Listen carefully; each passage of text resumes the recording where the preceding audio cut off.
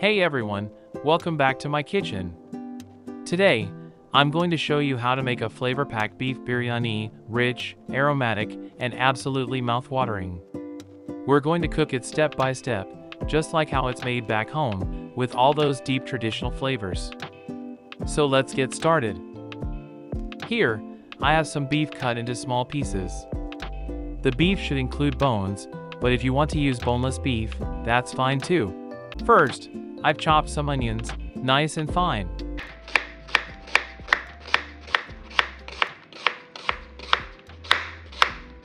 Now, take a large pot and place it on the stove.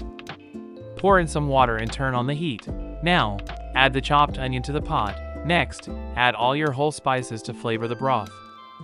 That includes whole coriander, cumin seeds, cinnamon sticks, bay leaves, black cardamom, green cardamom, mace, cloves, star anise, dry red chilies, and whole black pepper.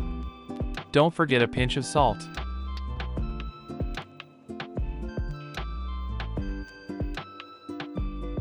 And finally, add your beef. To that, mix in 2 teaspoons each of ginger and garlic paste. Give everything a good stir. Once the water starts boiling, cover the pot and let it cook on medium heat for about 1 hour. If the water level goes down, you can add a little more, but if you keep it covered, it should be fine.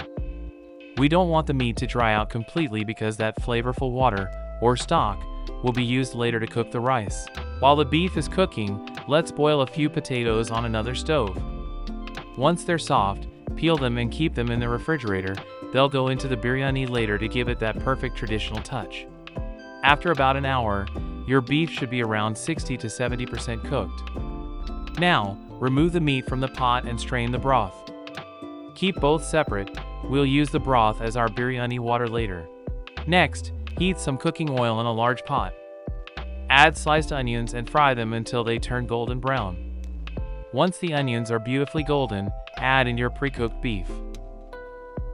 Now sprinkle in a pack of biryani masala. You can find it easily in any Indian grocery store or even order it from Amazon. Add some yogurt to the pot and stir everything well. Let the beef, yogurt, fried onion, and spices cook together for about 5 minutes. This will bring out that deep, rich flavor we want. Then pour in a bit of milk, turn the heat to medium-low, cover it, and cook for another 20 minutes. After that, add a few green chilies for some extra aroma and spice. Cover again and cook for 15 more minutes. Now, it's time for the rice. I've already washed and drained 3 cups of rice. Add the rice directly into the pot with the meat and lightly fry it for about 5 minutes so it absorbs all those beautiful spices and flavors. Then, add back the broth we reserved earlier. Since I used 3 cups of rice, I'm adding about 6 cups of that spiced broth. If you have less broth, don't worry, you can add a bit of clean water to make up the total. Finally, add those boiled and peeled potatoes we prepared earlier. Mix them in gently. Let everything cook for about 10 to 15 minutes until the rice is almost done and the texture looks just right. Then, add some dried plum and few green chilies on top.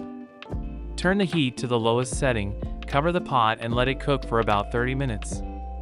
This step is what gives the biryani its signature aroma and layered perfection.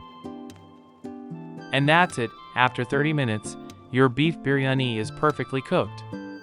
The meat is tender, the rice is fluffy, and the flavor is absolutely irresistible. Serve it hot with salad, raita, or just on its own. Trust me, once you try this recipe, you're going to fall in love with it.